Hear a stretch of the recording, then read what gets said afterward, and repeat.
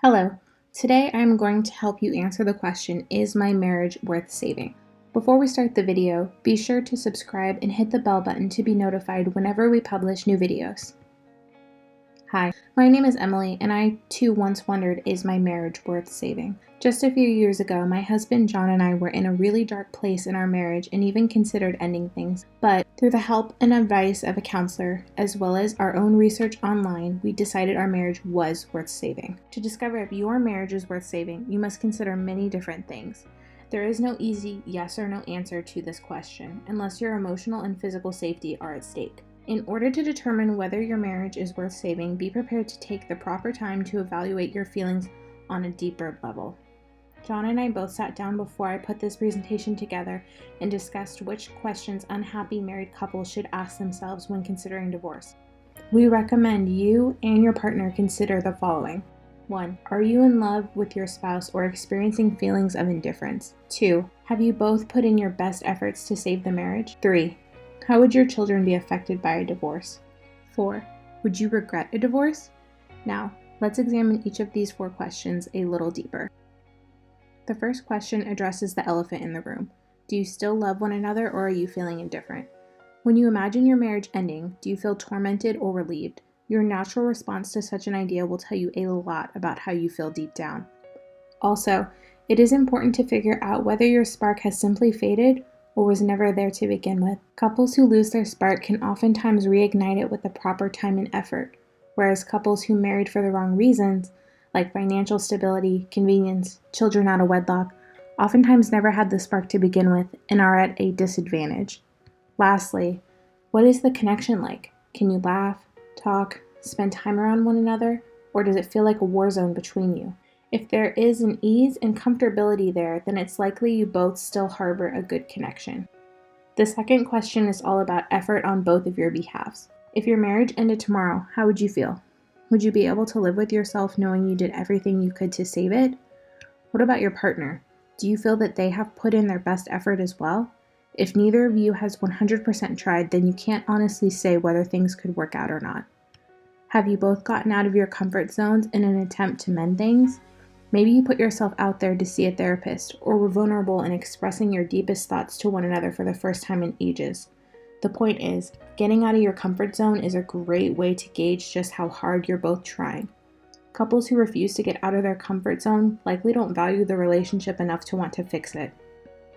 Alright, the third question deals with how your divorce would affect your entire family. Many spouses believe their children can see the divorce coming and will feel relieved to see their parents stop fighting. However, research has found that the vast majority of children prefer their parents staying together, and a divorce can leave them emotionally scarred well into adulthood. Now, I'm not trying to scare you by bringing up your children's well-being. I just want you to be aware of what research is showing.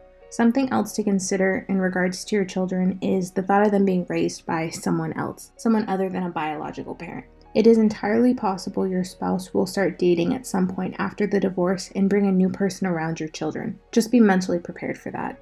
Lastly, keep in mind that because you share children together, your spouse will be a part of your life forever. There is no clean break here. Consider whether it would be easier on everyone involved if you and your partner were able to simply work things out and keep the family unit intact. Okay, the last question, question 4, is pretty straightforward and simply asks whether or not you believe you would regret a divorce down the road. Now, although this may be hard to imagine given the turmoil you might currently be experiencing, keep the following in mind. Studies have shown that oftentimes couples who report being unhappy in their marriage report being happy a few years later. This is a true testament of what can be accomplished with consistent effort. Also, another study took a sample of people who had gotten divorced and found that 2/3 of them wished they and their partner had tried harder to make it work. This finding simply reinforced the importance of question 2 and that you need to feel absolutely sure you did everything you could to make it work. No one wants to live with that regret later on in life. Also, consider where your problems and unhappiness truly stem from.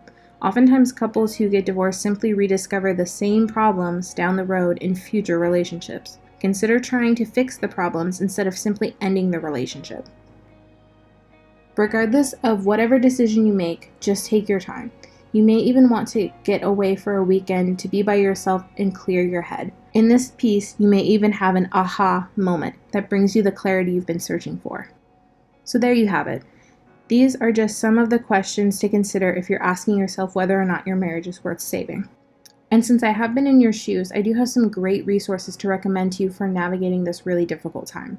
The first is an amazing system that will help you save your marriage. John and I test drove many different systems and courses, everything in between, and this is the one that really made a difference for us and helped us work through our crap. I highly recommend checking it out. You can access it by going to www.defeatingdivorce.com/savemymarriage.